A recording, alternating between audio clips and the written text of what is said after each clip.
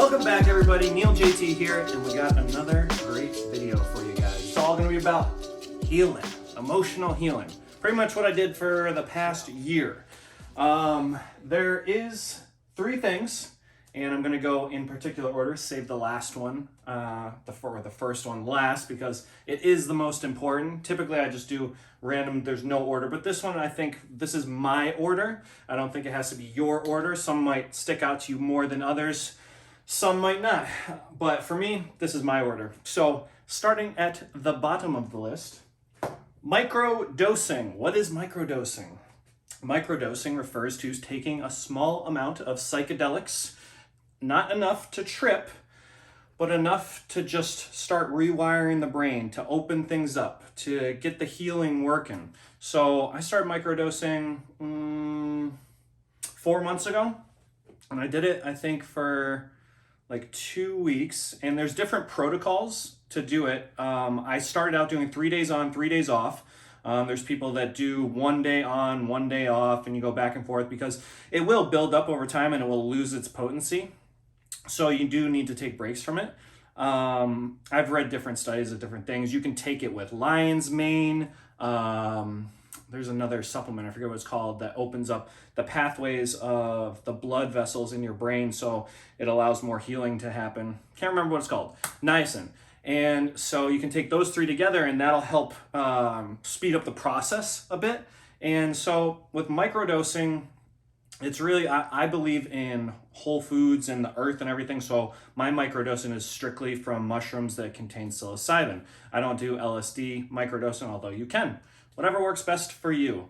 Like I said, you don't trip from it, and you're taking such a small amount, 0.1 to 0.3. 0.3 is really where you get takeoff, I guess, depending on the strain of mushrooms. So I have a strain of mushrooms right now called Penis Envy. Yeah, Penis Envy. And it comes from the Amazon.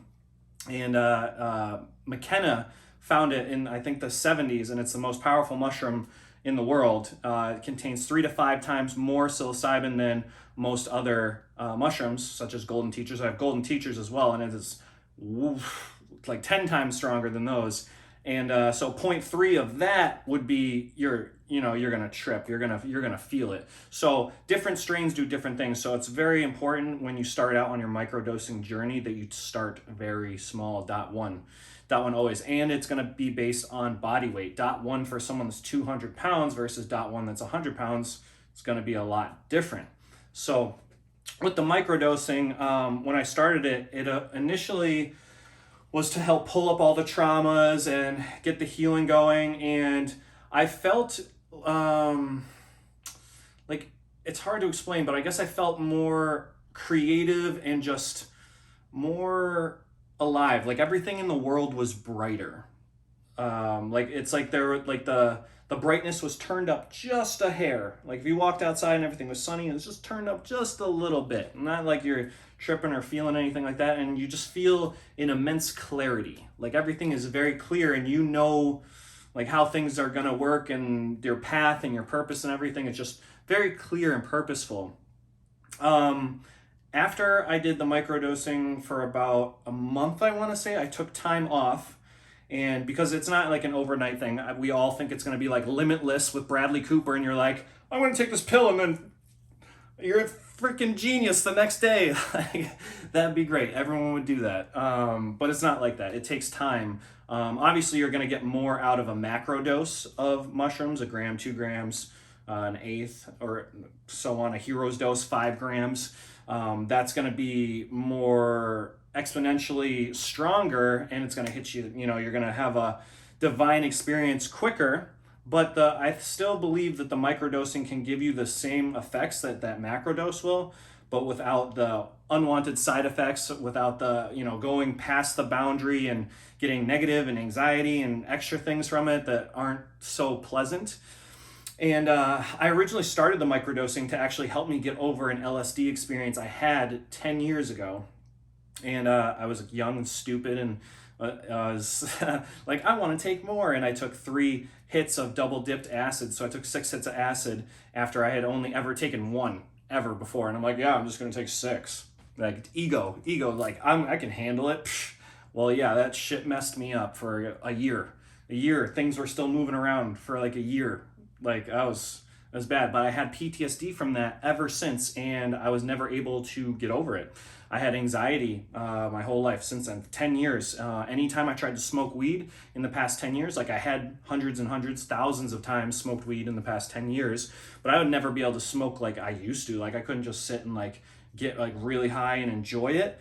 Oh man, I would be so anxious and like thinking about every single thought and paranoia and whatnot. So really when I pushed it with the LSD, it gave me some really bad trauma and PTSD with that. And so I hadn't tripped since then, 10 years ago. And so my initial with the microdosing was actually to get over that PTSD trip and be able to take a large amount of psychedelics.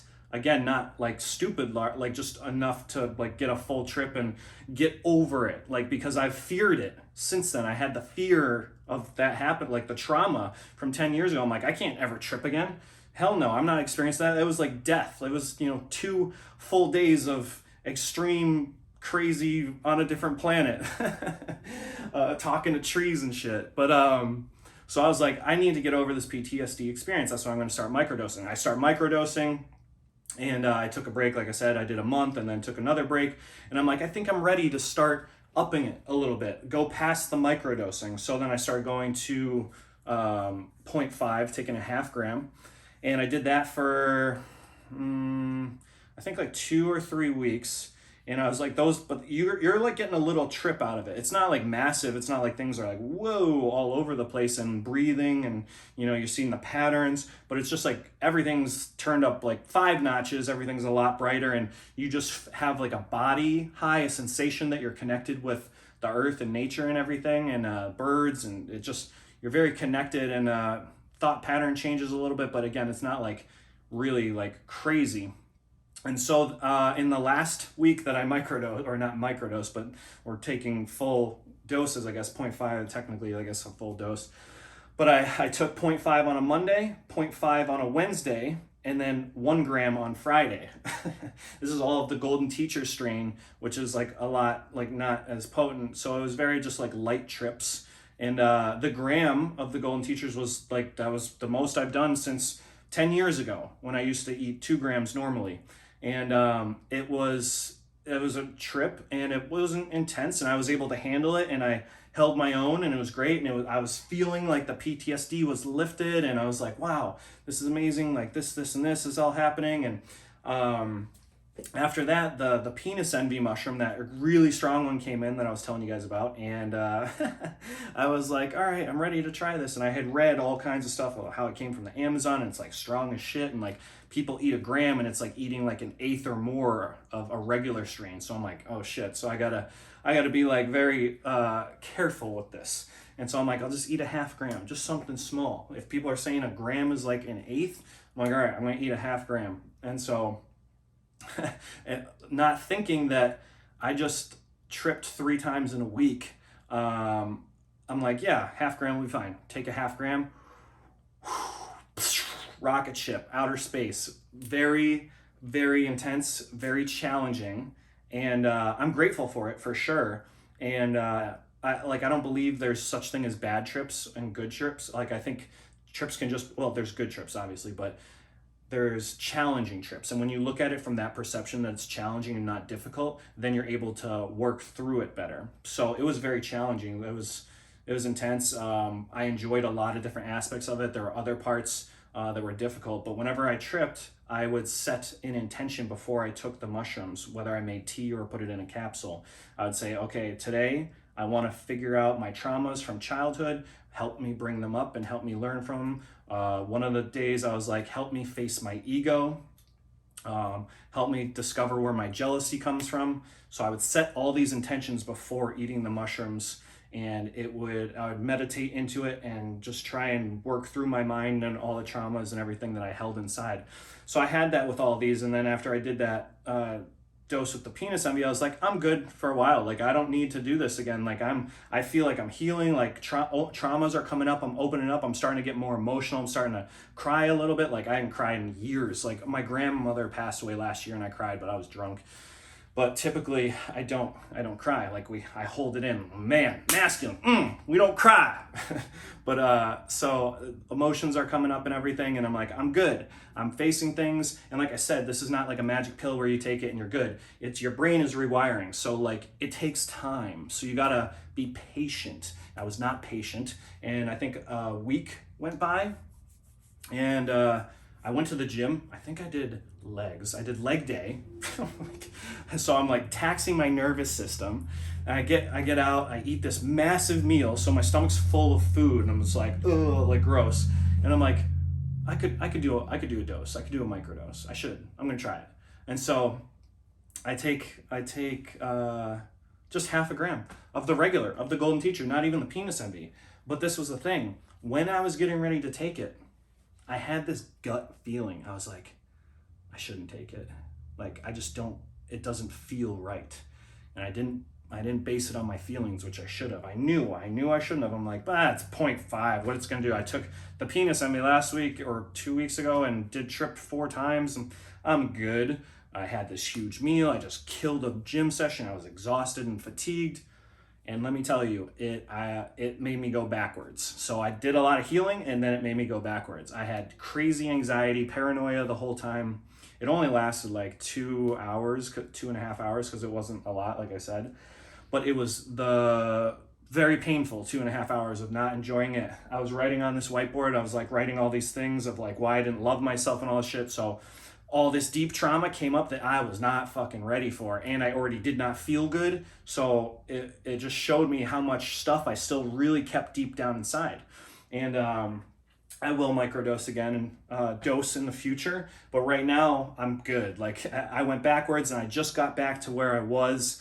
And so you got to be careful when you're doing this stuff, because yes, you can build and you're doing self-healing, self-development, but you can go overboard and then go backwards. So you have to be very careful. That was a very long spiel about microdosing. But so I'm going to try and quicken this up a little bit. But that's what I think for one of the top things for healing is microdosing. They're doing a lot of MDMA therapy right now. Clinical studies, I think, just started this year. They do a lot of therapy with ketamine, which is a horse tranquilizer. So there are psychedelics that are starting to be used in clinical medicine that are helping heal traumas and PTSD. Okay. Anyway, on to the next. So number 2, movement/alone time. So for me, I've been isolated for a long time, and I spent a lot of time just trying to figure everything out. And that's what you really need, is you need time. And when you have the world like all in your face all the time, you're focused on the world and not on yourself. So you need to focus on yourself. The only way to do that is spend time alone. Spend time reading books, spend time going hiking, whatever it is, get out in nature. For me, I would go hiking a lot. I started reading a ton, and I haven't read books in years. Like I was always on watching TV, and once I started reading books and starting to expand my mind, I started like understanding myself, my identity, and who I am. And with the movement, this really, I believe, when you're trying to heal, because you're gonna deal with a ton of fucking pain, you need some kind of release. So when you work out, when you go hiking, when you do these things, you're releasing serotonin and dopamine, and you're getting that release to make you feel better. When you're dealing with all these traumas, you're getting sadness, you're opening your heart to things you pushed down and bottled for your whole life. So I think it's really important to have that movement. If I didn't have the gym and I was trying to heal, oh my God, it'd be a nightmare. I'd crying all day, every day, like a sob, like freaking melting on the floor. But yeah, so movement and alone time is definitely one of the top things to start healing, to start the process of healing. I did a lot of stuff to be alone, but it's still good. Like you still want to be with friends and family and whatnot. And you don't want to just like go complete native and go live in the jungle in Africa. Like that might be a little extreme, but the movement for sure, keep that up. Gym, running, something to keep your mind off of things. So it's like, you're getting the alone time to put your mind on things, get the traumas out, then you're switching over to the movement. So it's kind of like they're working hand in hand with each other, and you go back and forth, and that'll keep you sane. Now, the number 1 thing that I think that, like, I don't think anyone would disagree with me on this, but it is self-love. Self-love. That is the number one thing you can do to heal your emotional traumas, to heal your past. If you do not have this, you can never attract love into your life. You cannot give love if you do not have love. So this is a huge thing. One of the starting foundations for me was looking in the mirror.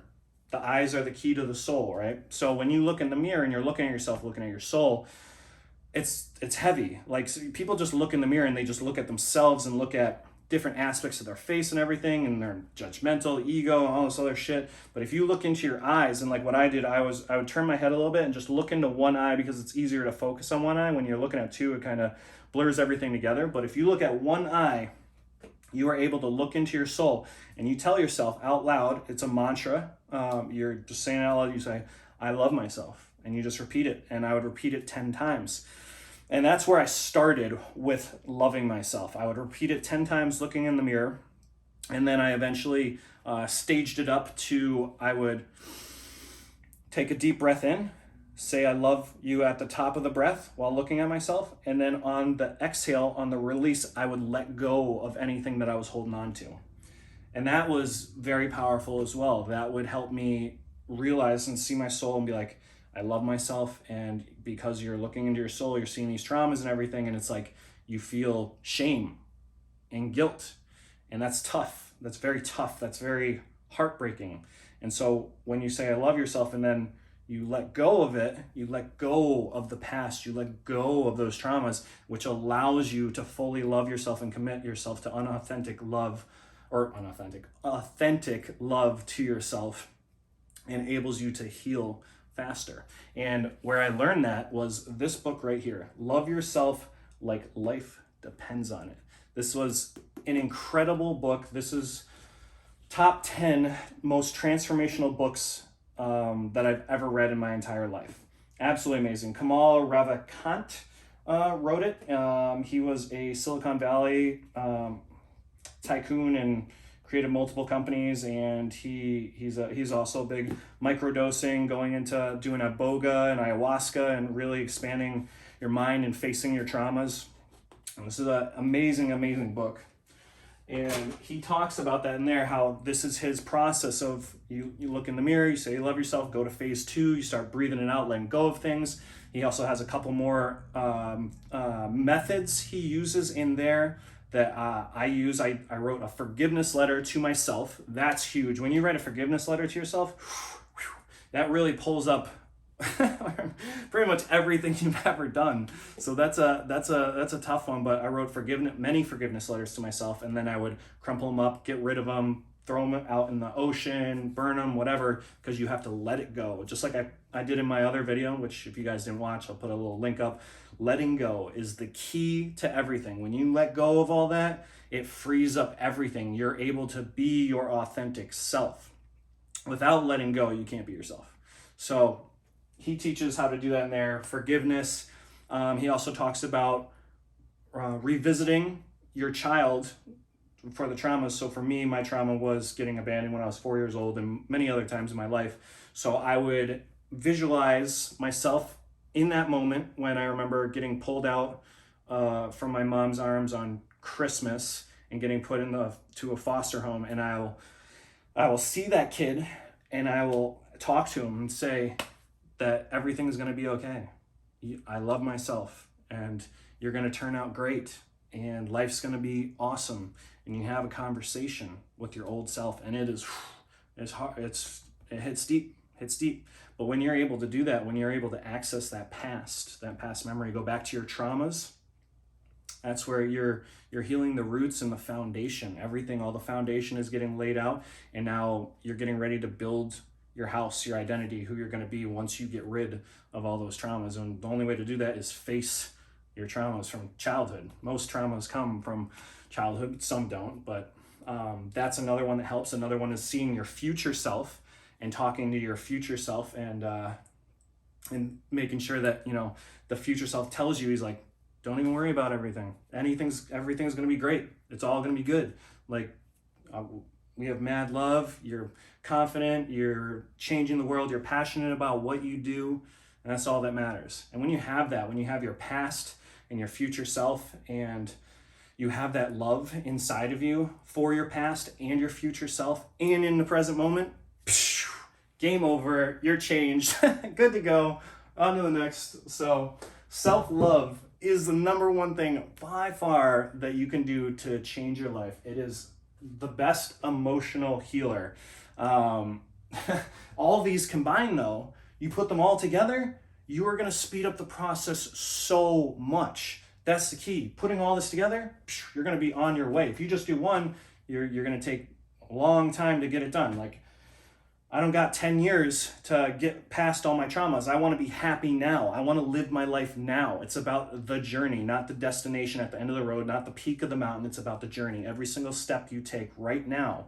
So putting all these things together is really what amplified my results times 10. So if you want to 10x your results, put everything together. And again, this is just my list. Do your research, go on YouTube, type in self-love, see what comes up, watch videos, type in letting go, look at different techniques, look into microdosing.